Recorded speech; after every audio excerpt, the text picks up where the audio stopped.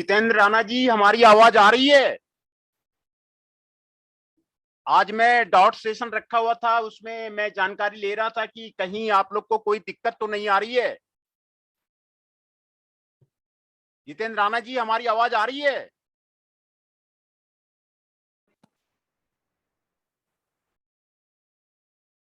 ऋषभ नायक जी, हमारी आवाज आ रही है? मैं ये जानना चाह रहा हूं कि हमारा यूनिट फर्स्ट कंप्लीट हो गया है। आपको किसी तरह की लेक्चर नोट्स की दिक्कत तो नहीं आ रही है? यहाँ कहीं आपको समझने में कोई दिक्कत तो नहीं आ रही है?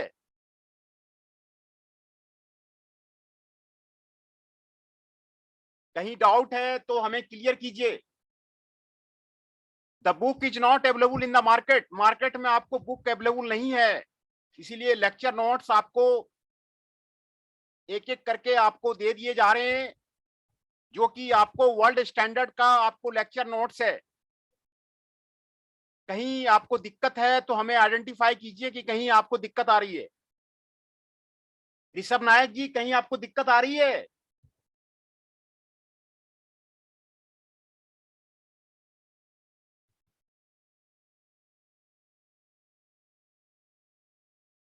जो लेक्चर नोट्स आपको दे दिए गए हैं वो वर्ल्ड स्टैंडर्ड का है, और this is the life line. आपको वही आपको काम देगा जो लेक्चर नोट्स मैंने आपको प्रोवाइड किया हुआ है। और यूनिट फर्स्ट हम लोग कंप्लीट करने जा रहे हैं। यूनिट फर्स्ट हम लोग कंप्लीट करने जा रहे हैं, तो कहीं आपको कोई टॉपिक पे आपको दिक्कत हो रही है तो फिर हमें बताइए।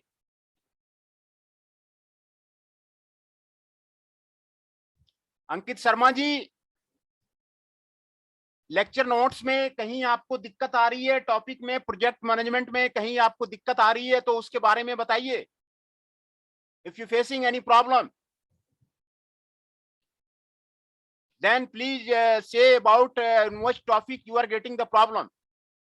आपको सभी लेक्चर नोट्स आपको प्रोवाइड कर दिए गए हैं, इसीलिए हमें समझ में आ रहा है कि आपको कोई दिक्कत नहीं आनी चाहिए।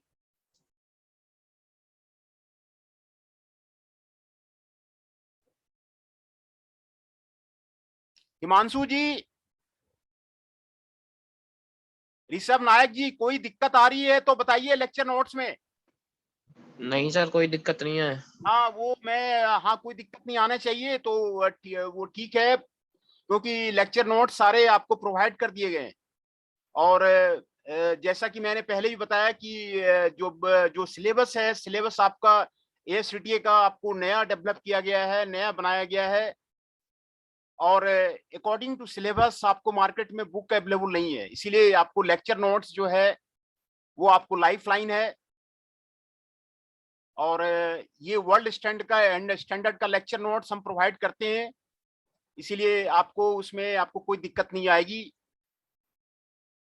और कहीं भी दिक्कत आती है तो आप कभी भी आप फोन कर सकते हैं, आपको क्वेरी को सॉल्व कर दिया जाएगा।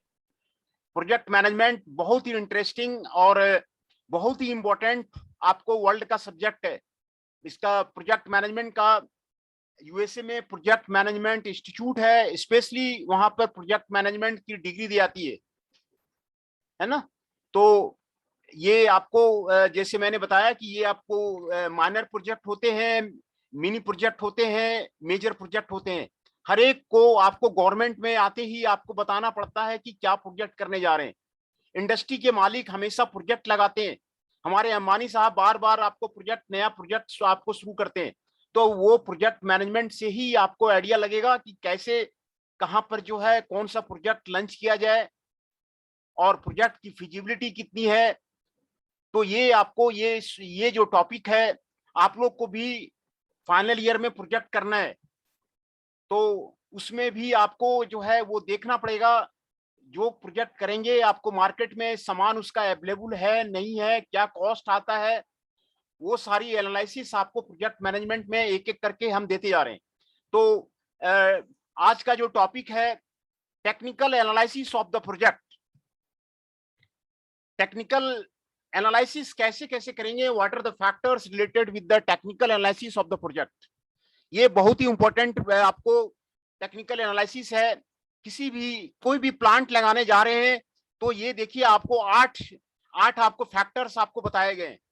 ये 8 फैक्टर्स को देखिए कि हमारा प्रोजेक्ट कितना स्ट्रांग होगा। ये 8 फैक्टर आपको डिटरमाइन करता है कि आपका जो कहीं प्लांट लगाने जा रहे हैं तो ये आपका प्लांट कितना सक्सेसफुल रहेगा। How much you are stronger than the other plant. जो कंपटीटर है मार्केट में उससे आप कितना स्ट्रॉन्गर है, ये आपको टेक्निकल एनालिसिस से आपको पता चल जाएगा। पहला है material inputs and the utility, है ना। मटेरियल का इनपुट्स और द यूटिलिटी। मटेरियल का इनपुट्स आपको कहां से मिल रहा है, किसको, आपको जमशेदपुर में है क्योंकि वहां पर रॉ मटेरियल आपको आसानी से मिल जाते हैं। तो material inputs and the utility is the main factor for the establishment of the any of the plant. Manufacturing process and the technology. आपकी कंपनी की मैन्युफैक्चरिंग प्रोसेस क्या है, आपकी कंपनी की मैन्युफैक्चरिंग टेक्नोलॉजी क्या है, वो वर्ल्ड में रोबस्ट है कि नहीं है। वो आप लो कॉस्ट में आप जो है कस्टमर को आइटम दे पाते हैं नहीं दे पाते हैं। तो ये मैन्युफैक्चरिंग प्रोसेस और टेक्नोलॉजी से आपको आपको आपको डिसाइड होगा आपका प्लांट आपको मैनुअल है, सेमी ऑटोमेटिक है या ऑटोमेटिक है। If you have automatic plant तो आप कस्टमर को लो कॉस्ट में आइटम देंगे और आपका मार्केट में आपको कस्टमर डिमांड फुलफिल करेगा और आपका सर्वाइवल को मजबूत करेगा। प्रोडक्ट मिक्स होना चाहिए। अमूल के देखिए कितनी वैरायटी आती है, प्रोडक्ट मिक्स होना चाहिए। एक प्रोडक्ट को लेकर के कोई कंपनी जो है आगे नहीं बढ़ सकती है, इसलिए प्रोडक्ट मिक्स का होना जरूरी है। कई आइटम्स कई प्रोडक्ट, यूनिलीवर आपको कई आइटम्स कई प्रोडक्ट बनाती है, तो प्रोडक्ट मिक्स होना जरूरी है। किसी प्रोजेक्ट को सक्सेस के लिए आप प्लांट की कैपेसिटी कितना है, एक दिन में कितना प्रोडक्शन करते हैं। फोर्ड गाड़ियां हैं, एक दिन में आपको लाखों गाड़ियां आप वो निकालती है और थ्रू आउट द वर्ल्ड भेजती है। तो प्लांट कैपेसिटी को कैसे इंक्रीज किया जाए और कस्टमर को सेटिस्फाई किया जाए, ये इसमें टेक्निकल एनालिसिस में देखते हैं। Location and the site development, ये आपको मेजर पॉइंट है आपको प्रोजेक्ट का। प्लांट लोकेटेड कहां पर है, नियर बाय द कस्टमर्स है कि नहीं है। इसीलिए मोस्ट ऑफ द आप प्लांट देखिएगा जितने भी आपको इंडस्ट्री खुले हुए हैं दिल्ली एनसीआर में है, कारण वहां पे कस्टमर्स मिल जाते हैं। कस्टमर एसेसिबिलिटी होना चाहिए। जैसे ही आपका आइटम निकले, प्रोडक्ट निकले, आपको तुरंत कस्टमर के पास वो चले जाए। Location and the site is the one of the major factor for the technical analysis of the project. Machinery and the equipment, जो मशीनरी आपने प्लांट में लगाए हुए हैं, मटेरियल हैंडलिंग के लिए जो आपने इक्विपमेंट लगाए हुए हैं, वो आपको वर्ल्ड स्टैंडर्ड का है कि नहीं है, ऑटोमेटेड है कि नहीं है। अभी फ्लेक्सिबल मैन्युफैक्चरिंग सिस्टम आ गया है। फोर्ड वगैरह की गाड़ियां इसीलिए सक्सेस कर रही है क्योंकि वहां पर लेबर कॉस्ट नहीं है। फ्लेक्सिबल मैन्युफैक्चरिंग सिस्टम है। रॉ मटेरियल एक हैंड में लगा दिया और जो है रोबोटिक हैंड जो है वो उसको रॉ मटेरियल को मशीन में लोड करती है। मशीन के फिनिश होने के बाद आपको रोबोटिक हैंड जो है अनलोड करती है, फिर वो कन्वेयर बेल्ट पे डाल देती है, वो दूसरे स्टेशन पे चला जाता है। दूसरे स्टेशन पे आपको जो है रोबोटिक हैंड आता है, आपको मटेरियल जो है मशीन पे लोड करता है। मशीन से करने के बाद रोबोटिक हैंड उसको आपको कन्वेयर बेल्ट पे डाल देता है। आपको मशीनरी एंड इक्विपमेंट आपको वर्ल्ड लेवल का है कि नहीं है। लेबर कॉस्ट आप कितना सेव कर रहे हैं। ऑटोमेटेड प्लांट है आपको, तो उसमें आपको जो यूनिट कॉस्ट है आइटम का वो कम आएगा और जो है आप जो सर्वाइवल ज्यादा करेंगे। सातवां है structure and civil work. Plant का स्ट्रक्चर कैसा है, प्लांट का जो सिविल वर्क है वो आपको स्ट्रॉन्ग है कि नहीं है। सारी तरह की एम्यूनिटी, सारी तरह के फैसिलिटी जो वर्कर्स काम कर रहे हैं उसको वहां पर आपको मिल रहा है कि नहीं मिल रहा है। सारी तरह की फैसिलिटी, स्ट्रक्चर कैसा है, बैठने वगैरह का अरेंजमेंट जो है, आपको ऑफिसेस वगैरह में सारा डाटा जो रखने के लिए आपको अरेंजमेंट है कि नहीं है। Structure and civil work and project charts and the layout.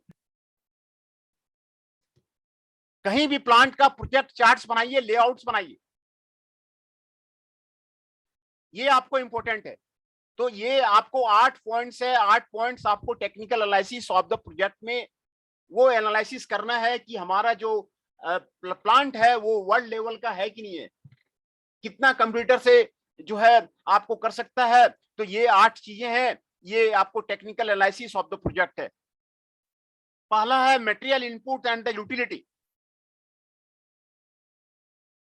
जो मटेरियल इनपुट है, जो रिक्वायरमेंट ऑफ द मटेरियल है, वो आपको कई एंड ऑफ द वेंडर से आते हैं।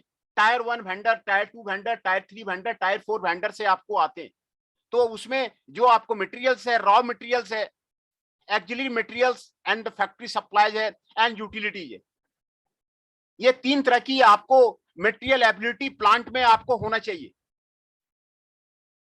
है ना। जो रॉ मटेरियल आपको कहां से आ रहा है, प्लांट वहीं लगाया जाता है जहां रॉ मटेरियल आपको आसानी से अवेलेबल हो जाए। किसी चीज का आपको एग्रीकल्चरल प्रोडक्ट है तो एग्रीकल्चर का जहां पर आपको जिस तरह का शुगर कैन की फैक्ट्री वहीं लगेगी जहां पर शुगर कैन होता है, जूट की फैक्ट्री वहीं लगेगी जहां जूट होता है। जितने भी जूट की फैक्ट्री है वो आपको वेस्ट बंगाल में, क्योंकि वहां पर जूट होता है। दूसरा, शुगर कैन की जितनी फैक्ट्री है वो आपको यूपी बेस्ड है। कॉटन की जितनी फैक्ट्री है वो आपको सी शोर में, महाराष्ट्र के पास में।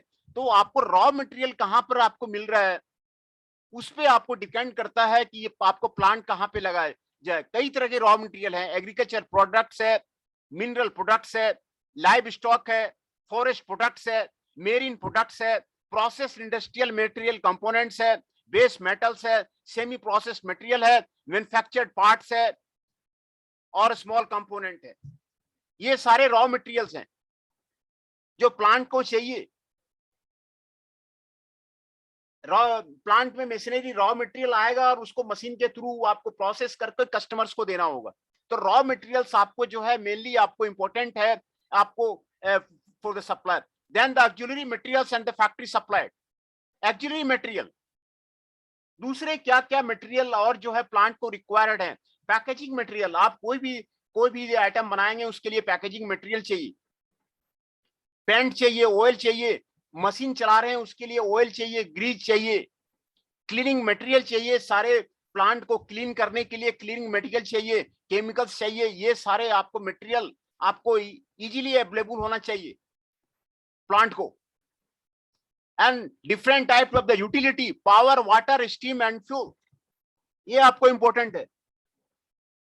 वाटर कहां पे आसानी से मिल सकता है, पावर, आपको इलेक्ट्रिक पावर जहां पर सस्ता मिलता है।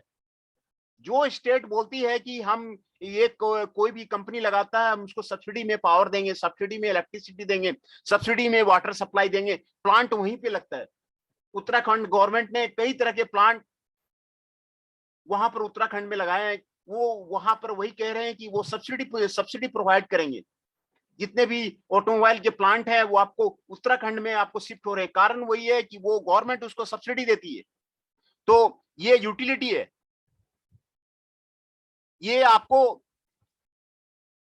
ट्रांसपोर्टेशन आपको चेक करना है, प्लांट में ट्रांसपोर्टेशन ठीक से हो रहा है कि नहीं हो रहा है, स्टोरेज कॉस्ट आपको हो रहा है कि नहीं हो रहा है, physical property of the material ये आपको हो रहा है कि नहीं हो रहा है, quantity available from the domestic and the foreign sources, कहां से जो है आपको आइटम आ रहा है, डोमेस्टिक सोर्सेस से आ रहा है या फिर फॉरेन सोर्सेस से आ रहा है, ये आपको सारा आपको रिकॉर्ड रहना पड़ेगा। Past and future trends in the prices, क्या उसका past and future trends in the prices है, ये आपको वहां पर आपको डिसाइड करना पड़ेगा। तो ये आपको पहला पॉइंट था, आपको मटेरियल इनपुट आपको किसी भी प्रोजेक्ट के लिए आपको जरूरी है। दूसरा है manufacturing process and the technology.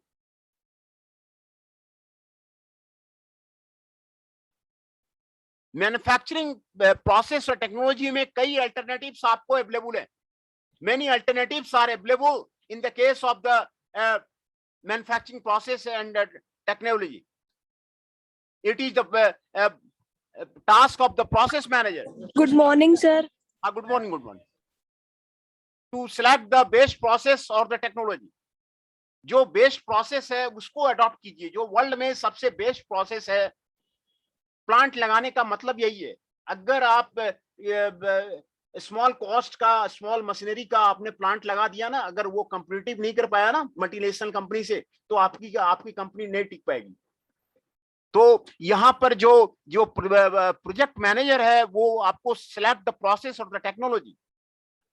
आप मोबाइल की कंपनी लगाएंगे, वो आपको चाइना से मोबाइल आता है या दूसरे मल्टीनेशनल कंपनी से मोबाइल आता है, उसके अकॉर्डिंग आपको आपको जो है आपको प्लांट और मशीनरी एक्वायर करना पड़ेगा, जो कि वर्ल्ड में आपको सस्ता दे सके और जो मास प्रोडक्शन कर सके, तभी आपका जो है आपको आपको सक्सेस कर पाएगा। नहीं तो अभी अभी ग्लोबलाइजेशन का एज है, और ग्लोबलाइजेशन का एज में कोई भी मल्टीनेशनल कंपनी कहीं भी जाकर के वो सामान जो है सेल कर सकती है। इसमें आपको कंपिटिटिव आपको बनाना जरूरी होगा, और इसमें आपको ये सारे चॉइस ऑफ द टेक्नोलॉजी आपको इन फैक्टर्स पे आपका इन्फ्लुएंस होता है। प्लांट कैपेसिटी पे, what are the material inputs are there, what are the production cost are there, what are the product mix are there, what are the technological obsolescence are there. Technological obsolescence आपको ध्यान में रखना ही पड़ेगा। जैसे ही आपका कोई भी मशीन आपका ऑब्सोलेंस में जाता है, तुरंत उस मशीन को आप हटा दीजिए। ये आपको बेस्ट तरीका है सर्वाइवल का। जैसे ही कोई मशीनरी, नई मशीनरी मार्केट में वर्ल्ड में आती है, जैसे ही आपने सुना कि वर्ल्ड में ये मशीन आई हुई है, आप टेक्निकल ऑब्सोलेंस को हटा दीजिए, आप नहीं टिक पाएंगे। तो टेक्नोलॉजिकल ऑब्सोलेंस आपको जरूरी है आपको कंप्यूटिव मार्केट को पकड़ने के लिए। जो बड़ी बड़ी मल्टीनेशनल कंपनी है वो सारा टेक्नोलॉजी पे ही आपको डिपेंडेंट रहता है। जियो ने वही किया, अंबानी जी ने वही किया कि भाई वो टेक्नोलॉजी लाया, ऑप्टिक्स फाइबर की टेक्नोलॉजी लाया, और सारा कंपनियां एयरटेल, नोकिया, सबको उसने बंद करा दिया। तो टेक्नोलॉजिकल एब्सोलेंस आपको बहुत जरूरी है आपको प्लांट को सर्वाइवल के लिए। आपके पास लेटेस्ट जो है आपको प्लांट और लेटेस्ट आपको होना चाहिए। Ease of the adoption is there. और तीसरा फैक्टर है प्रोडक्ट मिक्स।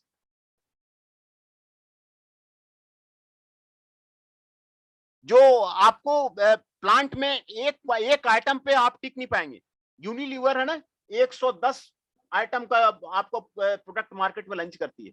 वो according to the taste of the customer, according to the preference of the customer, according to the need of the customer, वो different items आप उसको market में दीजिए। Customer का प्रेफरेंस क्या है उसको चेक कीजिए, कस्टमर का टेस्ट क्या है उसको चेक कीजिए, कस्टमर की नीड क्या है उसको चेक कीजिए। This is the product mix decision. Customer oriented project जो है सबसे ज्यादा सक्सेसफुल हो रहा है, सक्सेसफुल होता है। प्रोडक्ट डेवलपमेंट जो होता है ना, दो तरह से होता है। एक तो ना, एक तो आपको कस्टमर के सर्वे से कोई आइटम को बनाइए, कस्टमर का डिमांड क्या है। और दूसरा होता है कि हमने कोई नई टेक्नोलॉजी बना ली है उस पे बनाने के लिए। तो जो कस्टमर्स जो बेस पे, कस्टमर जो सेटिस्फैक्शन पे जो बनता है ना, तो वो ज्यादा सक्सेसफुल होता है। तो प्रोडक्ट मिक्स बनाइए अपने कंपनी के लिए, प्रोडक्ट मिक्स का डिसीजन लीजिए, क्वालिटी ऑफ द प्रोडक्ट्स रखिए, आपका कंपनी आपका आपका सक्सेसफुल रहेगा। चौथा आपका है plant capacity. Plant capacity China करता क्या है, वो मास में रॉ मटेरियल खरीद लिया और मास में प्रोडक्शन कर दिया और इंडियन मार्केट में ला करके रख दिया। सारी आइटम सस्ती, सारे इंडियन मार्केट कैप्चर हो जाता है। तो ये प्लांट कैपेसिटी है। आप जो है वॉल्यूम जो प्रोड्यूस कीजिए, क्वांटिटी जो प्रोड्यूस कीजिए, लार्जर मास प्रोडक्शन में कीजिए। आप बल्क में रॉ मटेरियल खरीद लीजिए। बल्क में रॉ मटेरियल खरीदने से क्या होता है ना कि डिस्काउंट मिल जाता है। आप मास प्रोडक्शन करेंगे ना, मास प्रोडक्शन करेंगे तो आपको काफी फायदा होगा। ये आपको जो प्रोडक्शन कैपेसिटी है वो आप इनलार्ज करके रखिए। आपको दिल्ली एनसीआर में प्लांट लगाना है, आप ऐसा प्लांट लगाइए कि मास प्रोडक्शन करे, और जो भी कंप्यूटर कंपनी है उससे ज्यादा आप प्रोड्यूस कीजिए। वो आपको प्लांट कैपेसिटी पे डिपेंड करता है। कितना number of the units manufacture करते हैं डेली, वो आपको प्लांट कैपेसिटी पे आपको डिपेंड करता है। तो ये प्रोजेक्ट मैनेजर का काम है कि आपको जो है जो कैपेसिटी ऑफ द प्रोजेक्ट है वो आपको ज्यादा रखें, है ना। तो feasible normal capacity it refers to the attainable number of the working condition. ये आपको ये फैक्टर है। Install capacity, machinery, technical condition of the plant, normal stoppage, इस पे आपको डिपेंड करता है। जो कैपेसिटी है प्लांट की, इस पे आपको डिपेंड करता है। Depends upon the technical requirements, input constants, cost of the investment, market condition, resources of the company and the government policy. जो normal capacity of the plant है, ये सारे फैक्टर्स हैं जिस पे आपको डिपेंड करता है। इनपुट कांस्टेंट क्या है, कॉस्ट ऑफ द इन्वेस्टमेंट क्या है, मार्केट कंडीशन क्या है, रिसोर्स ऑफ द कंपनी क्या है, एंड द गवर्नमेंट पॉलिसी क्या है। गवर्नमेंट की पॉलिसी। हाँ बताइए। अटेंडेंस हो गई सर? नहीं, अब अटेंडेंस ले लेते हैं, अटेंडेंस ले लेते हैं पहले आप।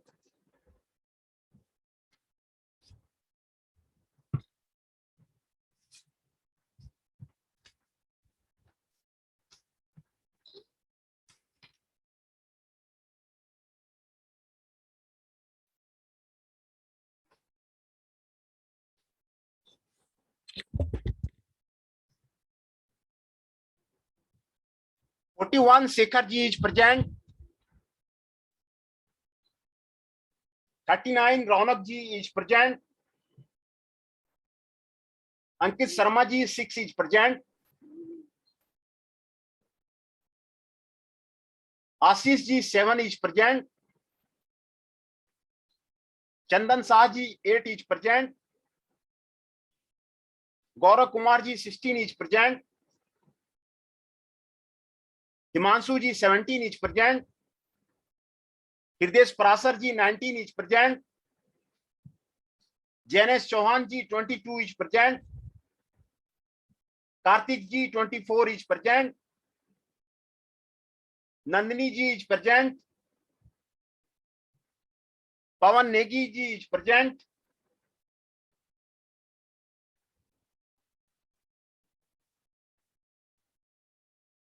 Rahul ji 32 is present. Rishabh Nayak ji 54 is present. Kartik present sir. हाँ Kartik ji present.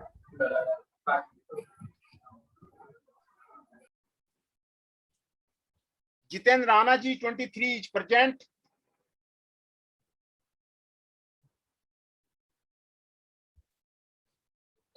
Kartik ji is present.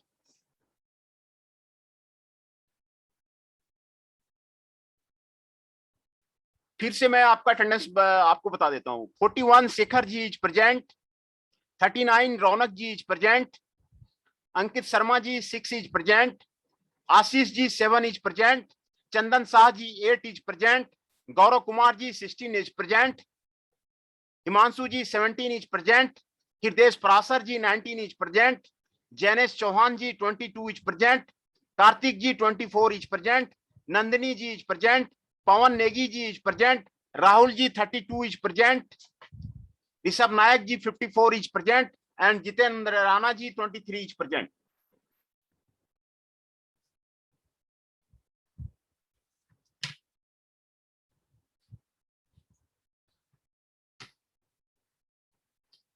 हम लोग technical analysis of the project हम लोग कर रहे थे कि टेक्निकल एनालिसिस में किसी भी प्रोजेक्ट को लगाने के लिए क्या क्या टेक्निकल जानकारी पहले होना चाहिए जिससे कि प्रोजेक्ट जो है सक्सेस करे, फेल्योर ना हो। तो ये सारी technical analysis of the project वो करना आपको जरूरी है। लोकेशन एंड साइट ये आपको इंपॉर्टेंट है। किसी भी प्रोजेक्ट को लोकेशन कहां पे लोकेट होगा वो आपको जरूरी है। साइज ऑफ द प्लांट क्या होगा और जो डिमांड कहां से आ रही है, किसी भी आइटम का डिमांड कहां से आ रही है, ये आपको लोकेशन जरूरी है। Location of the plant, proximity of land to the market. जो लोकेशन आपको प्लांट होना चाहिए वो मार्केट के पास में होना चाहिए, कस्टमर के पास में होना चाहिए, कस्टमर के पास में होना चाहिए। दूसरा, availability of the raw material कहां पे हो रहा है, रॉ मटेरियल कहां से हो रहा है, वो प्लांट वहां पे आपको लगाना चाहिए। Ability of the labour, low labour कहां पे मिल रहा है, लो कॉस्ट में लेबर कहां पे मिलता है, लो कॉस्ट में आपको लेबर जहां पे मिलता है प्लांट जो है वहीं पे आपको लगा देते हैं। इंडिया में इतने कॉल सेंटर लगा दिए गए ना, तो उसका कारण वही है कि इंडियन पीपुल्स आपको लो कॉस्ट में अवेलेबल हो जाते हैं। वो कॉल सेंटर कहीं और कंट्री का है, वो कॉल सेंटर बनाया हुआ है इंडिया में, क्योंकि ये ability of the low cost labour है। यहाँ पे लो कॉस्ट लेबर मिल गई है, तो वो आपको यहाँ पर कॉल सेंटर यहाँ पर आपको बन गया। तो लो कॉस्ट का लेबर जहां आपको मिलेगी, आपको लेबर कॉस्ट आपको सेव हो जाएगा। एग्जिस्टिंग इंफ्रास्ट्रक्चर कहां पर है, रोड्स कहां पर है, इलेक्ट्रिसिटी कहां पर है, इलेक्ट्रिसिटी कहां पर जो है आपको 24 आवर्स रहती है, वाटर आपको कहां पर रहता है, प्लांट वहीं पे लगाया जाता है। Supply cost of the land क्या है, गवर्नमेंट की पॉलिसी क्या है, गवर्नमेंट पॉलिसी भी बहुत इंपॉर्टेंट है। कौन सा स्टेट गवर्नमेंट जो ज्यादा आपको रियायत दे रही है आपको चीजें में, तो वहां पर प्लांट वहां पर लगा लेते हैं कि वहां पर आपको गवर्नमेंट आपको हेल्प कर रही है प्लांट लगाने में। ये सारे फैक्टर्स हैं। लोकेशन ऑफ द प्लांट, कहां पर प्लांट लगाया जाए, उसके लिए आपको ये सारे फैक्टर्स हैं। अदर फैक्टर्स हैं क्लाइमेटिक कंडीशन, क्लाइमेट कहां पर सूट करता है, ये भी आपको कंडीशन है। जनरल लिविंग कंडीशन क्या है, actually inputs and units each of the waste disposing things are there. तो लोकेशन कहां पर हो प्लांट का, ये सारे फैक्टर्स हैं जिससे कि डिसाइड किया जाएगा कि प्लांट कहां पे लोकेट किया जाए, प्लांट कहां पे लोकेट किया जाए, ये सारे फैक्टर्स हैं। दूसरा मशीनरी एंड इक्विपमेंट, मशीनरी और इक्विपमेंट जो है आपको प्रोडक्शन टेक्नोलॉजी पे डिपेंड करता है, plant capacity of the propose project पे डिपेंड करता है कि आपको कौन सा मशीनरी जो है वो आपको कौन सा मशीनरी आपको लगाया जाए। सर रोल नंबर 18 की हो गई सर। रोल नंबर 18, हाँ जी सर। सर लगा दो सर, टट्टी छूट रही है मेरी। सर रोल नंबर 2 भी है, उसका रोल नेट नहीं चल नंबर रहा, पता नहीं 18 क्या कौशल दिक्कत जी का हो गया, रोल नंबर 2 अभिषेक कुमार दुबे जी का हो गया। है। Sir thank you sir, so nice of you sir. Sir roll number 3। Roll number 3 आकाश पवार जी का हो गया।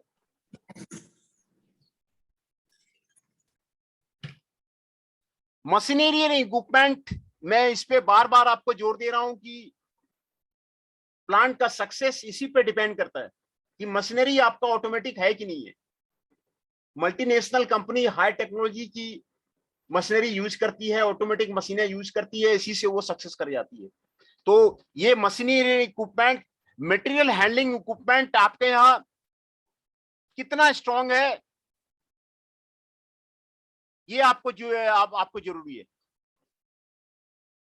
कैलकुलेट द मशीनिंग हावर्स, ये आपको जरूरी है। ये सारे टाइप्स ऑफ द मशीनरी और इक्विपमेंट, ये जो है आप जो है यूज करेंगे। प्लांट इक्विपमेंट प्रोसेस, ये आपका क्या है।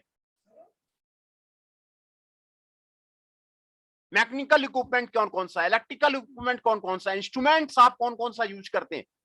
Control and internal transport system, अंदर का जो ट्रांसपोर्ट सिस्टम है आपको प्लांट के अंदर का, ज्यादा कन्वेयर बेल्ट आप लगाएंगे तो आपको प्लांट ज्यादा सक्सेस करेगा। मटेरियल का मूवमेंट टॉप फ्लोर से ग्राउंड फ्लोर में कन्वेयर बेल्ट के थ्रू ऑटोमेटिक होना चाहिए, लिफ्ट लगा करके होना चाहिए, तो आपको कॉस्ट में सेविंग करेगा। एक जगह से दूसरे जगह आपको फ्लेक्सिबल मैन्युफैक्चरिंग सिस्टम आ गया है, वो आपको लगाने से आपको कॉस्ट को सेविंग करेगा। तो ये सारा आपको टाइप ऑफ द मशीनरी और इक्विपमेंट, आपको जब भी प्रोजेक्ट लगाएं तो इस पे आप ध्यान दें कि जो है कौन सा इक्विपमेंट लगाएं, कौन सा इंस्ट्रूमेंट रखें, ये आपको जरूरी है, सर्वाइवल के लिए जरूरी है।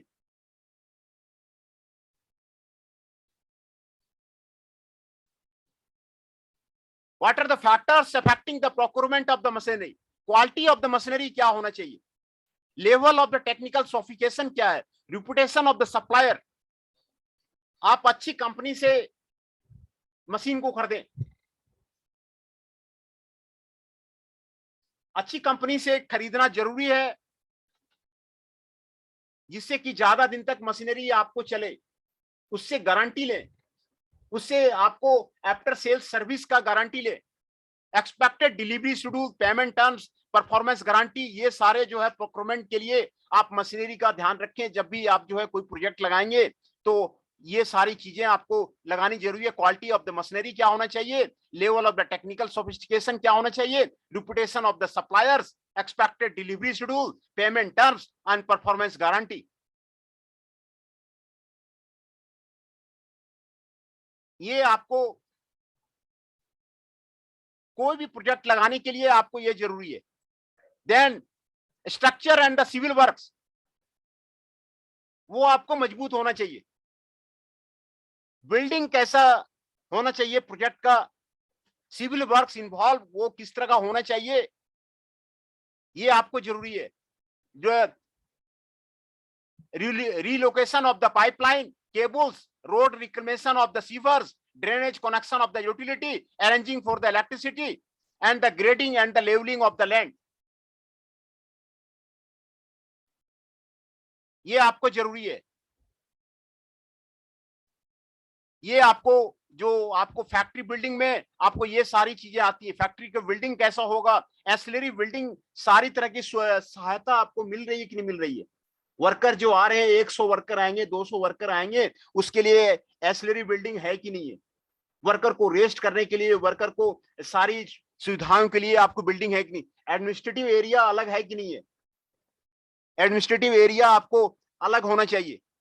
रेजिडेंशियल क्वार्टर्स वहां पर है कि नहीं है। नॉन फैक्ट्री बिल्डिंग में ये सारे आते हैं, मेडिकल सेंटर आते हैं, कैफे आते हैं, ये सारे बिल्डिंग वहां पर है कि नहीं है। Handling of the treatment of the emissions waste, ये आपको सही ढंग से हो रहा है कि नहीं हो रहा है। आउटडोर लाइटिंग आपको सही हो रहा है कि नहीं हो रहा है। ट्रांसपोर्टेशन आपको सही हो रहा है कि नहीं हो रहा है। इंक्लोजर एंड सुपरविजन आपको boundary, fence, barriers, gates, doors, और ये सारे आपको हो रहे हैं कि नहीं हो रहे। तो ये सारे फैक्टर्स आपको चेक करना पड़ता है उसमें, structure and the civil work में, structure and civil work of the project में ये सारे फैक्टर्स आपको जो है आपको चेक करना पड़ता है। इन्वायरमेंटल एस्पेक्ट, इको फ्रेंडली होना आपको जरूरी है। कोई भी प्रोजेक्ट लगा रहे हैं अब ना, तो अभी बहुत सारे अब मारुति प्लांट को भी कहा जा रहा है कि वहां से आपको शिफ्ट किया जाएगा, कहीं दूसरे जगह ले जाया जाएगा। कारण वही है, इको फ्रेंडली नहीं है। पॉल्यूशन को आप ध्यान में लेकर के काम, दिल्ली से सारी कंपनियां जो है वो हटाई जा रही है, क्योंकि वो इन्वायरमेंट में पॉल्यूशन आ रहा है। तो ये आपको इको फ्रेंडली प्लांट लगाइए ना, कुछ इस तरह की मशीन्स लगाइए जो पॉल्यूशन करती ना हो। इको फ्रेंडली होना आपको जरूरी है। पॉल्यूशन करेगी नहीं, आप पे कोई आपको इफेक्ट नहीं आएगा। जो आपके इन्वायरमेंटल रूल एंड रेगुलेशंस है। हाँ बोलिए। हेलो। हाँ बोलिए सर, अटेंडेंस हो गई? कितना रोल नंबर है आपका? Sir 38।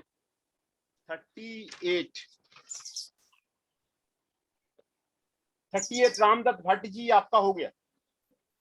Thank you.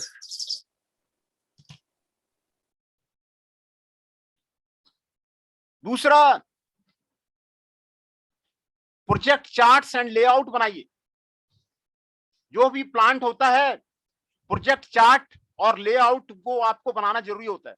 Once the project management has defined the sufficient data related to the market size, plant capacity, production technology, machinery and equipment, building etc. Project chart, plant layout,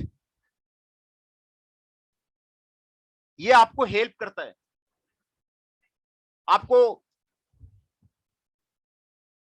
आपको हर तरह से आपको help करता है। Material flow diagram क्या होगा company का, इसका लेआउट बनाइए। जनरल फंक्शन लेआउट आपका प्लांट क्या होगा, प्लांट का क्या होगा, ये लेआउट आप डिसाइड कीजिए। ट्रांसपोर्ट लेआउट क्या होगा प्लांट में, ये आप उसको डिसाइड कीजिए। यूटिलिटी कंजम्पशन लेआउट क्या होगा उसको डिसाइड कीजिए। ऑर्गेनाइजेशनल लेआउट क्या होगा उसको डिसाइड कीजिए, है ना। ये आपको हेल्प करेगा प्लांट के। आपको ये सारे लेआउट, आपको चार्ट जो है ये आपको प्लांट लेआउट, आपको किस तरह का प्लांट लेआउट होना चाहिए, तो ये प्लांट लेआउट आपको हेल्प करेगा। आपका प्रोडक्ट लेआउट होगा, प्रोसेस लेआउट होगा, कि आपको कौन सा टाइप का प्लांट लेआउट होगा, physical layout of the factory होगा, ये सारे आप उस पे, ये आपको प्रोडक्शन प्रोसेस पे डिपेंड करता है। इसको minimization of the production cost is the necessary. आप किसी आइटम का कॉस्ट ऑफ द मैन्युफैक्चर को रिड्यूस कीजिए। How to reduce the cost of the item of the manufacture, इसके लिए आप प्लांट लेआउट आप बेटर बनाइए, जिससे कि कम से कम में आपका प्रोडक्शन हो जाए और मार्केट में आप कम से कम से सस्ती में आप जो है आइटम को दे सकें। यूनिलीवर का कई आइटम है, वो आपको कॉस्ट की वजह से ही उसको दूसरी कंपनियां नहीं हटा पा रही है। कई कंपनियां मार्केट में आई, इंडिया में भी आई, लेकिन वो यूनिलीवर को हटा नहीं पा रही है। कारण वही है, उसका जो कॉस्ट है ना, यूनिट आइटम कॉस्ट उसका लो है। कोई भी प्लांट बैठता है, कहता है इतने कम में वो दे ही नहीं सकती है, वो सप्लाई नहीं कर सकती है, वो प्लांट दूसरी प्लांट बंद हो जाती है। तो आप minimization of the production cost जो है मेन फैक्टर है,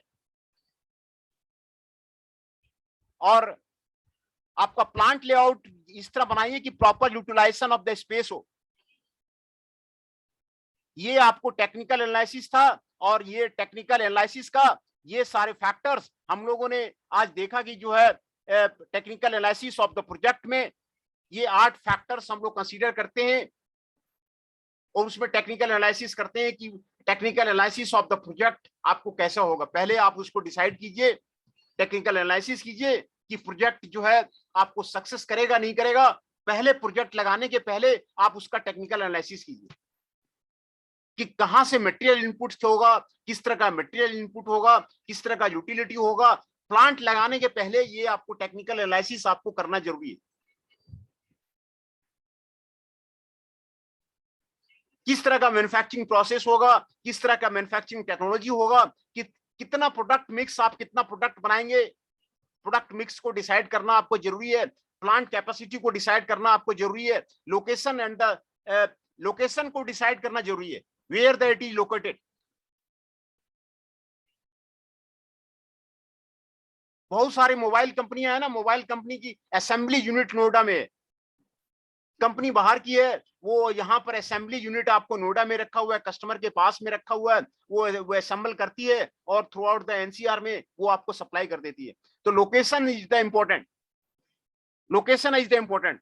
तो कौन कौन सी मशीनरी लगाना है, इक्विपमेंट लगाना है, स्ट्रक्चर एंड सिविल वर्क किस तरह होगा, जिससे कि मिनिमाइजेशन ऑफ द कॉस्ट जो है वो आपको इफेक्टिव हो। ये कोई भी प्रोजेक्ट बनाने के पहले आप प्रोजेक्ट चार्ट बना लीजिए, उसका लेआउट बना लीजिए कि मटेरियल फ्लो किस तरह से होगा, मटेरियल फ्लो किस तरह से होगा, उसका जो है चार्ट बना लीजिए, उसका चार्ट बना लीजिए कि मटेरियल फ्लो किस तरह होगा। हर एक टाइप का चार्ट बनाना, किस तरह का इलेक्ट्रिकल कनेक्शन होगा पूरे प्लांट में, पूरे प्लांट का इलेक्ट्रिकल कनेक्शन का चार्ट बना लीजिए कि किस तरह जो है, कहां पर इलेक्ट्रिकल कनेक्शन का जो है इलेक्ट्रिकल कनेक्शन वहां पे होगा, कौन कौन सी मशीनरी कहां पे बैठेगी, कहां पर कौन कौन सी मशीनरी लगेगी, सारा चार्ट आप पहले इसका कर लीजिए। तो these are the things which is to be used for the technical analysis of the project, है ना। पहले आपको मटेरियल्स में आपको 3 तरह के मटेरियल्स आते हैं, raw materials, actually materials and the utility. ये मटेरियल का पहले डिसाइड करना, ये सारे मटेरियल का आपको जरूरी है। एग्रीकल्चर अगर एग्रीकल्चर बेस्ड प्लांट है तो एग्रीकल्चर प्रोडक्ट्स के पास में होना चाहिए। मिनरल प्रोडक्ट्स है, लाइव स्टॉक है, फॉरेस्ट प्रोडक्ट्स है, मेरीन प्रोडक्ट्स है, प्रोसेस इंडस्ट्रियल मटेरियल कंपोनेंट्स है, बेस मेटल है, सेमी प्रोसेस मटेरियल है, मैन्युफैक्चर्ड पार्ट्स है, स्मॉल कंपोनेंट्स है, ये सारे आपके रॉ मटेरियल्स हैं। अब प्लांट वहीं पे आपको, जैसे मैंने बताया, एग्जांपल दिया कि जूट की प्लांट आपको वेस्ट बंगाल में है, क्योंकि वहां पे जूट का आपको एग्रीकल्चर प्रोडक्ट मिलता है। शुगर केन आपको यूपी में है क्योंकि शुगर केन आपको यूपी में होता है। कॉटन इंडस्ट्री महाराष्ट्र में है क्योंकि कॉटन वहां पे होता है। तो ये रॉ मटेरियल को डिसाइड कीजिए कहां पे है, उसी पे बेस्ड जो है ये चीजें आपको technical analysis of the project